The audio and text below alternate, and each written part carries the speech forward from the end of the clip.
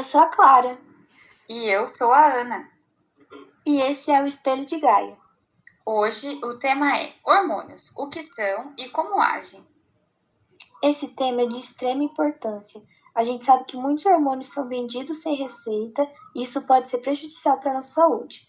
Pensando nisso, trouxemos para conversar com a gente a professora, doutora Evelyn Rodrigues. Olá, pessoal! Oi, meninas! Bom, primeiramente eu gostaria de agradecer pelo espaço e oportunidade de fazer parte desse podcast, né? E eu acho que para a gente começar a nossa conversa, entender melhor esse tema, eu gostaria então de pontuar aqui o que são os hormônios, né? Então, os hormônios são substâncias químicas produzidas por o corpo, um organismo, que ao serem liberadas no sangue, chegam e agem em uma célula específica, né? Então, por exemplo, nós temos a insulina, a testosterona, a ocitocina, que são hormônios do nosso corpo. Eles podem ser secretados por uma célula ou por um conjunto de células, que chamamos de glândulas endócrinas, e elas fazem parte do sistema endócrino, né? Bom, a gente sabe que os hormônios podem ser liberados por essas glândulas, como o hipotálamo, o pâncreas e os ovários, mas também podemos ter essa liberação por neurônios e outros órgãos. Entendi. E pelo que eu lembro da escola, assim, os hormônios eles atuam regulando um monte de coisa do nosso corpo, não é? Sim, a regulação da atividade biológica é a principal função dos hormônios. E eles são essenciais para o desenvolvimento e crescimento do organismo, da reprodução e de vários mecanismos metabólicos. Ou seja, basicamente, eles mantêm o equilíbrio do corpo. E Evelyn, uma curiosidade, como que o hormônio sabe exatamente onde agir? Tem diferença de um para o outro? Então, acho que a gente precisa entender aqui primeiro que os hormônios eles são divididos de acordo com sua estrutura, tá? Então, nós temos os hormônios formados por proteínas ou peptídeos, os esteroides e os derivados de aminoácidos. Para que eles realizem as suas funções, o que a gente chama de mecanismo de ação, eles precisam estar na corrente sanguínea e interagir com proteínas que a gente chama de receptores.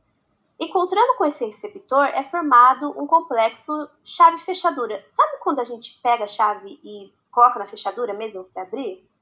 Ah, sim, sei. Então, isso é o que permite a ação dos hormônios na célula-alvo, né?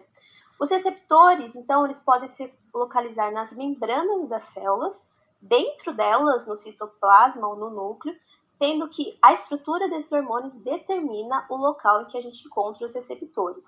E cada tipo de hormônio se liga com seu receptor específico.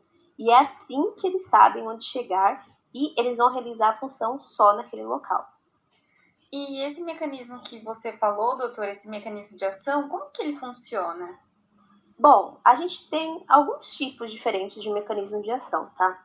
Por exemplo, quando o receptor se encontra na parte externa da membrana das células, o hormônio entra em contato com ele e, a partir daí, a gente tem uma modificação na membrana que altera a sua permeabilidade e causa uma abertura, ou o que a gente fala fechamento, né, de canais de íons, o que leva a vários efeitos metabólicos na célula.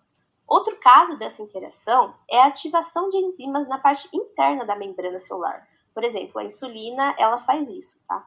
Mas essa relação também pode ativar um sistema que a gente chama de segundos mensageiros.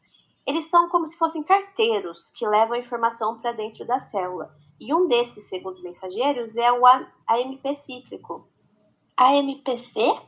O AMP cíclico. A gente também pode chamar de AMPC, que é uma molécula que é ativada por esse sistema e induz várias mudanças dentro da célula para ela realizar a sua função final.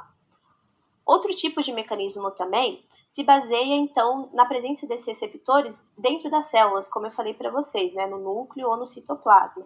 E esses hormônios, eles conseguem atravessar a membrana, né, ali da célula, como, por exemplo, hormônios que são esteroides e tireoides, e se conectar com seu receptor, alterando diretamente a transcrição de genes específicos que depois vão ser ali traduzidos em proteínas. Então, pensando que os hormônios são tão necessários assim para a manutenção do nosso corpo, né? Quando a gente ingere sem orientação médica, quais seriam os perigos de um uso sem prescrição, por exemplo? Então, como estamos falando dos hormônios, que são substâncias que influenciam diretamente o nosso metabolismo, a gente não pode simplesmente ingeri-los como se fosse uma vitamina ou algo assim, porque isso leva a uma desregulação do nosso metabolismo. Então, para você saber mais sobre o tema, sempre é importante buscar o médico e, de qualquer forma, não saia por aí ingerindo hormônios à torto e direito. É isso aí, doutora. Bom, pessoal, estão avisados, viu? Como o nosso tempo é curto, a gente vai ficando por aqui. A gente agradece muito a participação da doutora Evelyn e nos vemos na próxima semana. E o tema será o álcool, a desidratação e os hormônios. Até mais, pessoal!